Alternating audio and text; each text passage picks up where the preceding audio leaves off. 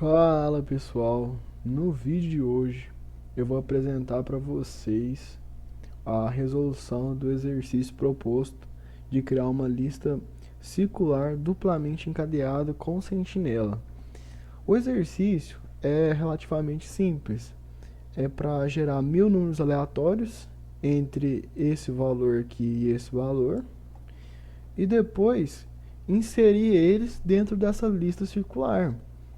Depois fazer uma impressão na ordem crescente e na ordem decrescente. E após fazer isso, temos que retirar todos os números primos e novamente imprimir a lista. Aqui mais ou menos como seria a resolução, mas se não tiver entendido muito bem, eu fiz uma breve explicada no Paint aqui para explicar. Resumidamente, o que nós vamos ter? Um vetor de 1000 posições, nesse caso aqui são só 7, com números gerados aleatoriamente. E aí, a questão do exercício é o que? Inserir esses números dentro da lista em forma ordenada. Então, esse primeiro número aqui seria a nossa sentinela, para verificar quando a roda estivesse completa, fosse feita uma rodada inteira. Então, colocando em ordem ficaria menos 4, 10, 11, 14, 18, 19, 20. E aí, quando chegar no menos 1, ele consegue interpretar que foi rodado os números inteiros da lista. E aí a sacada é o que é? Se você quiser imprimir a lista na forma crescente, é só você imprimir a lista no sentido horário. Só que se você quiser printar em forma decrescente, é só printar da forma no sentido anti-horário. Simplesmente isso. E aí o que fica mais complexo é na hora de tirar os números primos. Mas vamos dar uma analisada no código.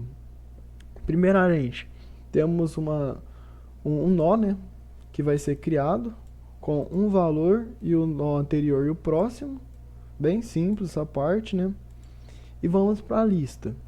Na lista é criado o nó sentinela, né, que vai ser o menos 1, que ele vai interpretar que foi rodada inteira a nossa lista.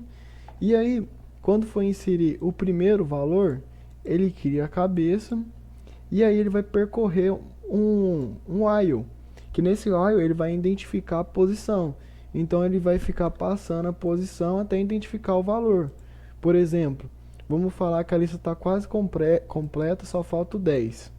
Ele vai começar a percorrer, ó, vai começar menos 1, menos 4, 11, pô, o 11 já é maior, então ele vai ser adicionado aqui, nessa posição. Bem simples. E aí assim já vão ser inseridos em ordem todos os valores. Temos um método para printar, né, no sentido, né, na forma, no sentido horário e no sentido anti-horário. Se a informação for verdadeira, ele vai imprimir todos os valores próximos. Então ele vai pegar o atual ponto próximo e vai percorrendo, até encontrar o menos 1. Quando ele encontra o menos 1, ele acaba. E aí, se for falso, ele vai percorrer o anterior. Então ele vai pegar o anterior, até chegar no menos 1 também. E para a lista. Simplesmente assim. E aí chega na parte mais interessante do nosso código, que é a parte de remover os nós dados. Remover os nós primos, né? Que vai ficar como? Criamos dois métodos. Um método para remover mesmo e um método auxiliar para verificar se o número é primo. Vamos usar primeiro o método para verificar se ele é primo, que funciona da seguinte forma. O número é primo, primeiro vamos verificar se o número ele é menor que 1. Então se o número for 0 ou qualquer um negativo, ele já não é primo. Então beleza, ele já retorna falso. Só que se o número estiver entre 2 e 3, ele vai vir para esse segundo if e vai verificar. Se for 2 ou 3, primo, pronto. Retorna que o número é primo e vai lá retirar. Só que aí começa a ficar interessante agora. Nós começamos a fazer uma divisão de resto de 2 e de 3. Então se o número for divisível por 2 e não sobrar nada, ele é um número que não é primo. Se ele for divisível por 2 ou por 3. Só que isso não vai pegar todos os números, né? Porque tem números como 5, 7, 11, 13, que são números que não são primos, né? Que são primos. E números que são multiplicados por ele. Então vamos para esse for. onde ele pega o valor 5, que é o próximo primo, né? Multiplica por ele mesmo para ver se ele está nesse tamanho específico. Se ele for um número maior, ele já identifica que é falso, né? Que o número, na verdade, que o número é primo, né? Porque ele não está entre essa parte.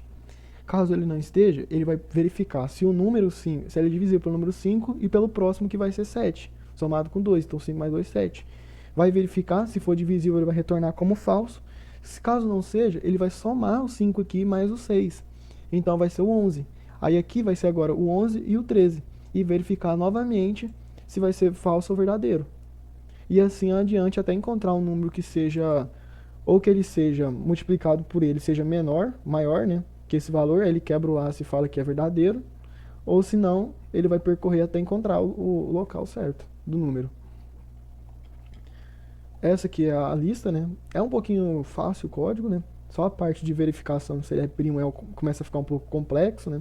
Porque tem que usar uma lógica mais rebuscada. Na verdade, eu esqueci, né? Faltou remover os primos. Eu pulei ele para explicar depois, né? Mas aqui vai fazer o quê? Ele vai criar um nó atual, né? Vai percorrer o while até encontrar um número que seja, né? Um número diferente da cabeça, vai verificar todos os números, né? E na hora de percorrer todos os números, ele vem pro if verificar se ele é primo ou não. Caso ele seja primo, ele vai tirar ele da lista, né? E aqui ele já printa o valor que vai ser tirado. É como se nessa lista aqui nós tivéssemos o 11, né?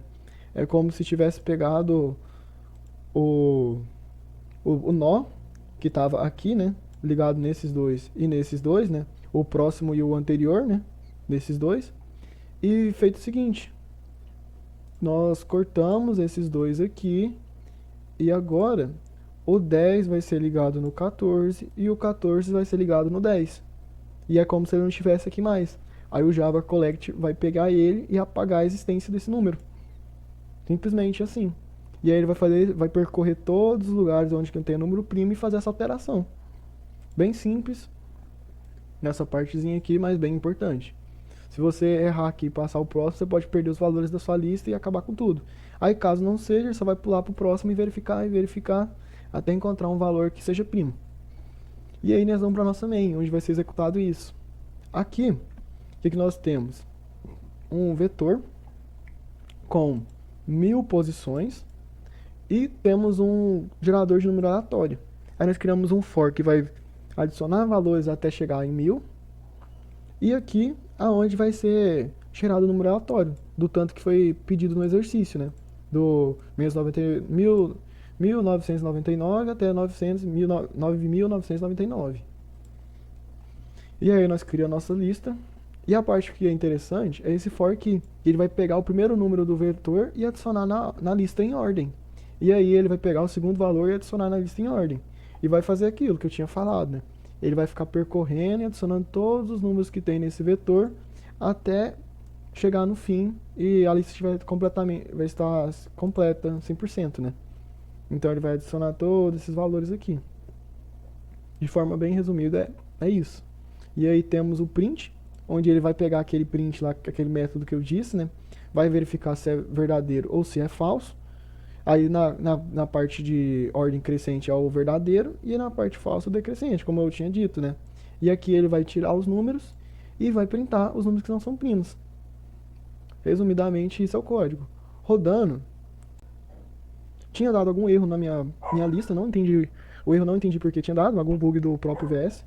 Mas vamos agora para a execução desse código, né? Na hora de executar, ele já imprimiu na ordem crescente todos os nossos números e também printou na ordem decrescente todos os nossos números. E aí, ele retirou os números que são primos. Você pode ver que normalmente eles terminam com 7, com 3, com 1, né?